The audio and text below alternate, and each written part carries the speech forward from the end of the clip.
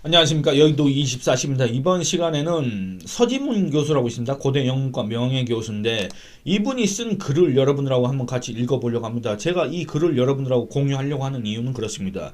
제가 이 이전 영상들에서 한동훈 흔들기에 대해서 비판한 영상이 있습니다. 왜 한동훈을 흔드느냐? 이거는 뭔가 악의적이다. 뭔가 이 악의적인 세력들이 이거를 갖다 계속 흘리고 있다. 뭡니까? 한동훈은 좌파다. 한동훈이 결국에는 이 국민의힘을 좌파 정당으로 만들었다. 한동훈이 좌파들만 다 공천을 해놨다. 그래서 국민의힘은 보수 정당 또는 우파 정당이라고 할 수가 없다. 그렇기 때문에 다른 사람 다른 정당을 찍어야 된다. 지금 이게 이 선거를 불과 20일도 남지 않은 이 상황에서 지금 소위 말하는 우파 진영 내부에서 이렇게 횡행하는 음모론 내지는 한동훈 매도 이겁니다. 제가 이거에 대해서 비판을 했지 않습니까? 선거를 앞두고 과연 한동훈의 정체성을 우리가 다시 한번 확인하는 게 그렇게 급한 일입니까? 선거를 앞두고 한동훈이 그 좌파들을 공천했다. 이걸 지금 따져야 됩니까? 그래서 우파를 다시 심어야 됩니까? 지금 그럴 수도 없는 상황 아닙니까? 예를 들어서 유승민하고 친한 사람들이 다수 공천됐다. 이준석하고 같이 어울려 다녔던 자들이 공천됐다. 그거는 경선을 통해서 그리고 국민의힘의 그 경선 제도를 통해서 된 거 아닙니까? 한동훈이 누구를 전략 공천했다.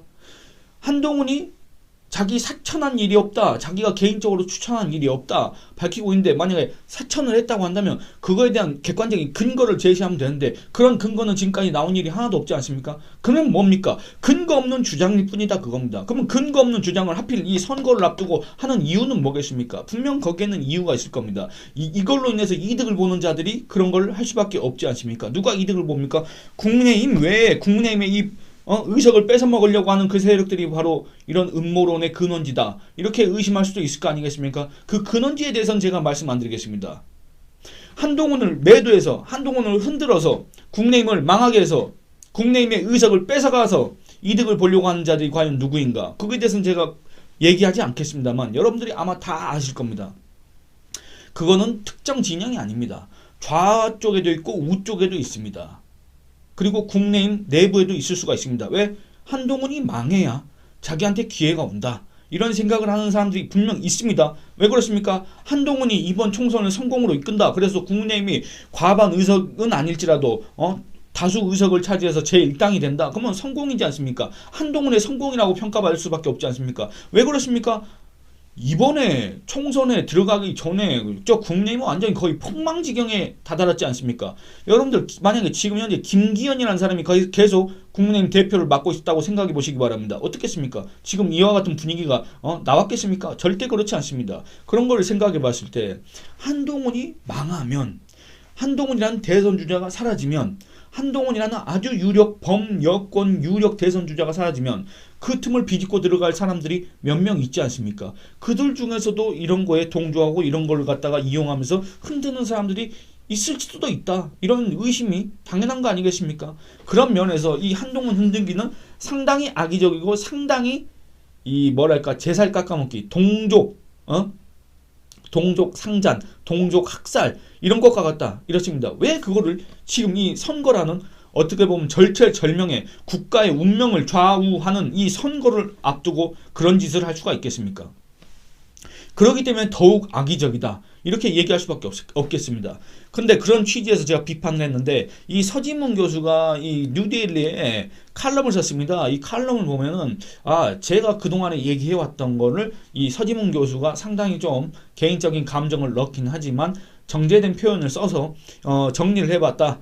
이런 생각이 들어서 이걸 여러분들하고 공유를 하려고 합니다. 칼럼 제목은 이렇습니다. 이대로 포기하면 안 된다. 이 한 문장에 벌써 이 서지문 교수가 쓴 칼럼의 모든 것들이 다 압축되어 있습니다. 이대로 포기하면 안 된다. 이게 바로 지금 현재 국민의힘 지지층한테 얘기를 하는 겁니다. 저 같은 이제 관찰자 입장에서 봤을 때도 아니 국민의힘이 지금까지 그런 악재들을 다 처리를 하고 지금 지지율 반등의 계기만 남았는데 지금 와서 한동훈이가 좌파고 나는 한동훈이 때문에 국민의힘을 찍기 싫고 나는 한동훈이 꼴보기 싫어서 투표도 안 할 거고 이랬다가는 그 누가 이득을 봅니까? 누가 이렇게 씩 웃습니까? 이재명 당이 웃습니다. 이재명이 웃습니다. 조국이 웃습니다. 이재명과 조국 문재인이 웃습니다. 여러분들이 바라는 게 그겁니까? 국민의힘 지지층이 바라는 게 그거였습니까? 그거였다면 어쩔 수가 없지만 그게 아니었다고 한다면 잠시 그걸 망각하고 있었다고 한다면 그걸 한번 다시 상기를 해보기 바랍니다. 여러분들이 바라는 세상이 문재인 5년이었고 이제 이재명이 대통령하는 그 5년이고 조국이라는 사람이 설치는 그 5년입니까?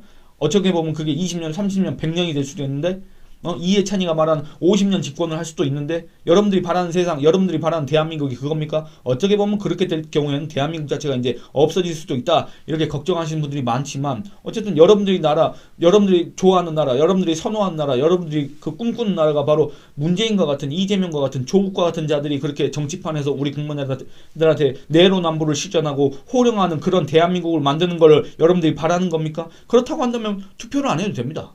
근데 그게 아니라고 한다면 여러분들의 정치적 의사를 확실하게 표현을 해야 됩니다. 그 누구의 악의적인 선전에 휘말리지 말고 근거 없는 주장에 휘말리지 말고 여러분들 한번 생각해 보시기 바랍니다. 한동훈이 누구를 개인적으로 추천하고 누구를 밀어 넣었습니까? 물론 저 사람은 한동훈과 가까운 사람 아니냐 이렇게 생각하실 분도 계시겠지만 한동훈이 그 사람을 꽂아 넣기 위해서 뭘 했는지 근거가 있느냐 그겁니다.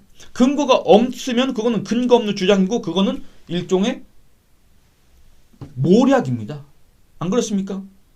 그러면 하필 왜 선거를 앞두고 그런 것들이 횡행하냐 그겁니다. 그걸 한번 생각해 보시기 바랍니다. 그걸로 이득을 보는 자들을 한번 떠올려 보시기 바랍니다. 그럼에도 여러분들은 과연 여러분들이 애초에 지지하는 정당, 여러분들이 애초에 지지하는 후보 그런 사람들한테 표를 안 줄 것인가? 나는 투표를 안 할 것인가? 한번 생각해 보시기 바랍니다. 제가 그 어떤 특정 정당을 얘기하는 게 아닙니다.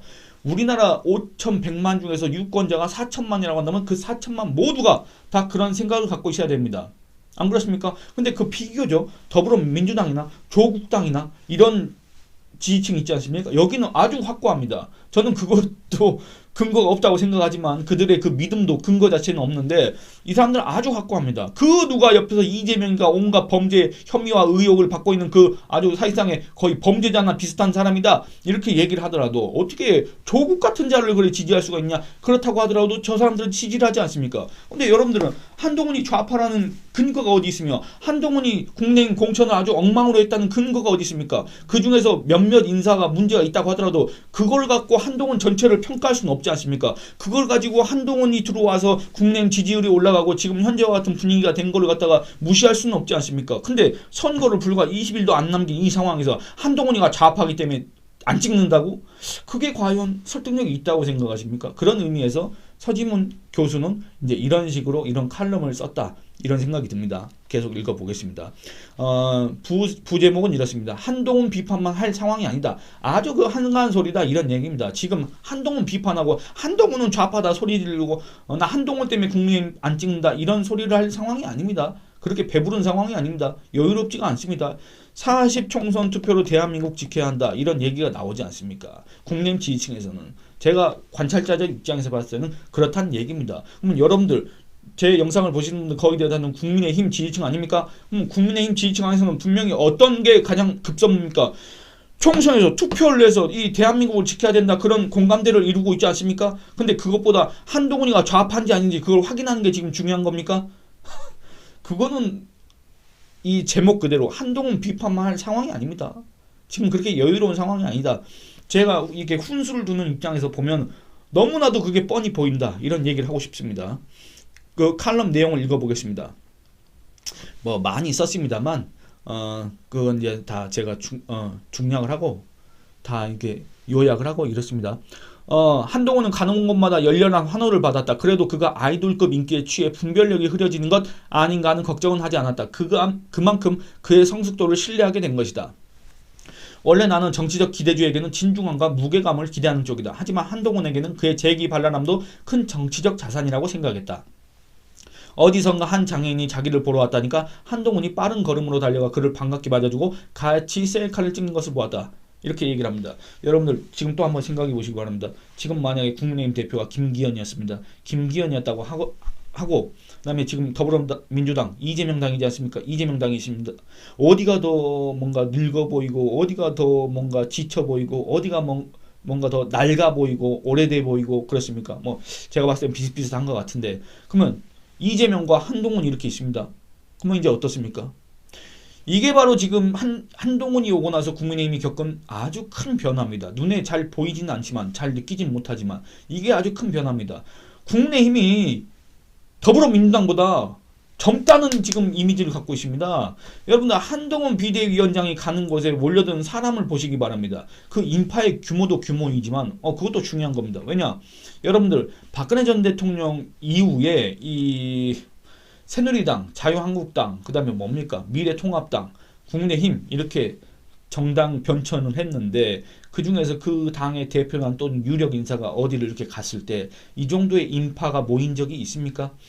이 중앙당 내지는 그 지역당 내지는 뭐 그 해당 지역의 당원 협의회 이런 데에서 동원한 사람들 말고 당원들 말고 정말 자발적으로 한동훈이 여기 온다더라 했을 때 아니 그 누가 여기 온다더라 했을 때 그렇게 모이는 사람들이 있었습니까? 근데 한동훈은 모이지 않습니까? 이게 중요한 겁니다.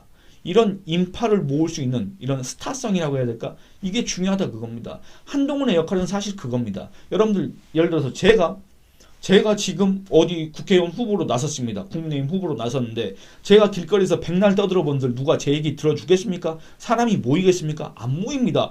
근데 한동훈이라는 사람이 오지 않습니까? 오면 사람들이 모이지 않습니까? 그러면 한동훈이 제 이렇게 손을 올려주고 그다음에 마이크를 저한테 주면은 제가 그 많은 사람들 앞에서 제 얘기를 할 수 있지 않습니까? 이게 안 되기 때문에 그동안에 이제 후보들, 이제 아마 또 그럴 겁니다. 이 선거 기간 때는 이 자기하고 친한 연예인들을 이렇게 불러가지고 그 사람들을 앞세워서, 사람들이 자기를 좀 이렇게 이목을 끌게 하게끔 그런 식으로 하지 않습니까? 근데 연예인들이 이렇게 와봤자 그게 무슨 또 별로 소용이 있겠습니까? 안 그렇습니까? 근데 한동훈이라는 정치인이면서 여당의 대표이면서 아주 여기 표현대로 따르면 아이돌급 인기를 갖고 있는 이 사람이 딱 왔을 때 벌써 그 분위기가 다르고 그 현장의 그 느낌 자체가 다르지 않습니까? 의미 자체가 다르지 않습니까? 이런 겁니다. 여러분들 또 한번 생각해 보시기 바랍니다. 한동훈이 어디 현장에 간 것과 이재명이 어디 현장에 가서 얘기한 것과 그게 여러분들이 느끼시기에 여러분들이 지지하는 정당 이런 걸 다 배제하고 그 느낌이 같습니까? 여러분들 이재명 그거 봤습니까? 뭐 쎄 이거 봤습니까? 같습니까? 한동훈하고? 이런 겁니다. 이게 바로 지금 현재 국민의힘이 갖고 있는 제일 큰 강점이다. 그 강점이 뭐냐? 바로 한동훈이 옴으로써 비롯된 변화다. 이렇습니다. 제가 뭐 칭송할 일이 없지 않습니까? 객관적 입장에서 관찰을 한 결과가 그렇다 그겁니다. 그러면 객관적으로 김기현 대표가 그대로 있었을 경우에는 그런 효과가 있었겠습니까? 그건 여러분들 판단의 몫으로 맡기도록 하겠습니다. 이 글을 계속 읽어보도록 하겠습니다. 이렇습니다. 이종섭 호주대사와 황상무 수석 관련 논란도 참 불행한 악재다. 이 대사 부인전 언제 출국한다는 사실을 공수처에 통보하고 공수처가 소환하면 언제라도 귀국해서 조사에 응할 수 있음을 분명히 하면서 공수처 측에서 반대가 있는지 입장을 분명히 밝히기를 요구하는 조치를 대통령실은 왜 확실히 취하지 않았는가. 일말의 모호함이라도 있으면 이 미묘한 시기에 대형 악재가 될 수 있음을 예견한 참모가 왜 하나도 없었을까. 사실 악의적으로 프레임을 씌우는 자들에게 굴복한다면 그것은 대통령실로서는 치욕이 아닐 수 없다. 그러나 야당의 악랄한 프레임 덮어 씌우기가 먹혀들어 지지율이 급강하를 하니 마냥 버틸 수도 없는 일 아니겠는가. 황상무 수석의 경우도 비공식 오찬을 하면서 아마도 기자들과 친밀한 분위기 조성을 위해 자신의 소시적 이야기까지 풀어냈을 터이다. 그는 선배나 동료가 밥을 같이 먹는 비공식적 자리에서 나눈 대화 내용을 기사화하는, 그것도 전체 맥락은 무시하고 일부분만 떼어내 의도적으로 왜곡 보도하는 그런 싸가지 없는 일은 하지 않는다는 불문율에 익숙한 세대다. 문제의 MBC 기자는 그런 불문율을 인정하지 않는 이념의 소유자였던 모양이다. 이 역시 참으로 억울한 프레임 덮어 씌우기에 제물이 된 것이다.